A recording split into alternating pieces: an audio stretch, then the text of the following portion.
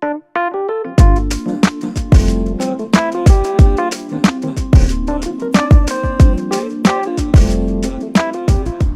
this is Ryan Covington. Today we're going to talk about making color bowls. Now, this is something I do at my own house, so I have a lot of opinions about them. One opinion being that Amanda, up here at Covington's Nursery, regularly makes color bowls that are better than mine. So we're going to find out what is she doing and why. Let's get to the bottom of this. Come on, let's grow together.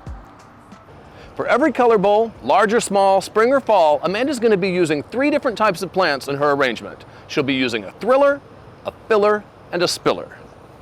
So first, she's going to need something with a tall height. This is for the center of the bowl, and we call this the thriller. Next, we're going to need a bunch of complementary flowers to make up the lion's share of the color bowl. We call these the fillers. Now, they can be all the same plant, or, knowing Amanda, there'll probably be a bunch of different flowers. And last, she's going to need plants for the perimeter of the bowl to soften the edges and maybe even spill over the sides a bit. We call these the spillers. Amanda, hey. So when you're making a color bowl, what is the first step in your process? Well, you know, I love coming up here to where the flowers and perennials are and the annuals and all that, just to get a lot of inspiration. I never really sit down to plant it. I just have to walk around and see where my eyes go. And that's how I get inspired. There's so much great color up here year round.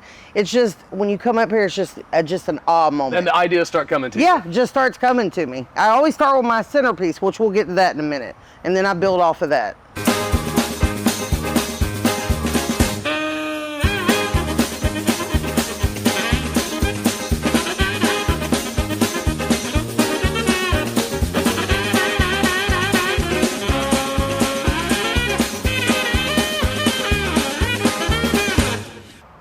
Okay, Amanda, I see you picked out a pot, but before we plant anything, tell me what exactly is going on inside of here? Well, before we talk about what's going inside, let's talk about what we need on the outside. Make sure you pick a pot with a drainage hole. With a drainage hole, yes. Yes, of course, yes, it's very absolutely, important. absolutely. And I even sometimes on a larger pot especially, I'll fill the bottom like third with empty water bottles or rocks to promote drainage and to save on soil. I don't know if you do that sometimes. Yeah, absolutely, you can do that. This pot just didn't call for it. It's not terribly Okay, large. what do we filled it with? And then we filled it with the Covingtons potting soil. Up to about 2 inches below the top, 2 to 3, so you have room to add your plants. But before we add the plants, you cannot forget the Covington's flower and garden fertilizer that's formulated for this North Texas area. Okay. Yeah, and what we're going to do is you just get a little bit, sprinkle it on top, usually about 2 tablespoons for a pot this size. You're just kind of eyeballing it? Yeah, just kind of eyeballing it. You don't want to go too heavy with it. You can burn plants with too much fertilizer. Not always. You know, it's not always more is better in this situation. No, so you're just kind of tossing it in with your hands. Yeah, just kind of tossing it in there. And then you're ready to start planting. I'm ready. Yeah. Okay, so we are starting to plant, and we're using our tried and true recipe that I told y'all. We're starting in the center of the pot with the thrillers. So Amanda's picked a really tall plant here. She's loosened up the root ball. This is millet. It's fall time, so why not? It's a great plant. You're just going to start with that in the middle, and now we're ready for the fillers. Yes, yes. Okay. So we're just going to put, start from either side, just kind of, what I did is I made a hole the size of the root ball. The root ball is already loosened up. And now we're just going to snug that up against our thriller. And I'm going to match it on the other side. Thank you, Ryan.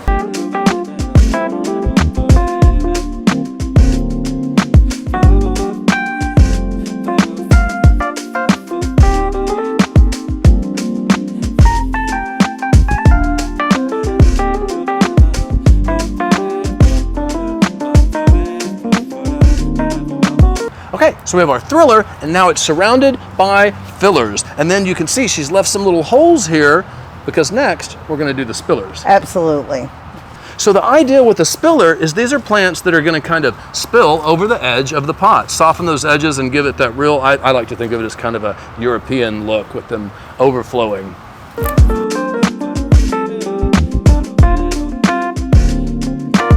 So now we've added the spillers. These are my favorite part because they can give the illusion that the pot's been growing for a lot longer than it actually has. It's spilling over the sides. It just looks gorgeous. Amanda, thank you so much. You truly have a talent. This is beautiful. Thank you, Ryan. Thank you. I truly enjoy doing it.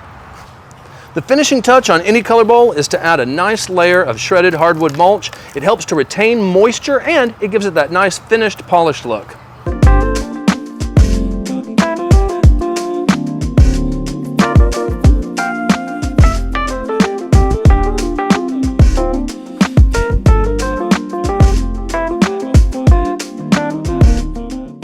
One last thing I want to mention, if you don't feel like making a color bowl yourself, you can always come up to Covington's Nursery any day of the week and we have a whole selection for you to choose from. Or if you want a custom creation, maybe you have your own pot you'd like to use or you have favorite flowers, just come up here and tell us and we'll do something special just for you.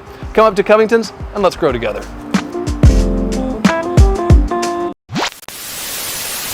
So I'm sharing with you one of my classic photography tricks. When I show up to a location and I need the flowers to look like they've been growing a lot longer than they have, like here in my bathtub, I planted those ages ago, right? Wrong, I planted them yesterday, but instead of using 4-inch pots, I used hanging baskets. I use this all over the yard when I want the flowers to spill over a pot, look like they've been growing all summer, but really I just planted them minutes ago. So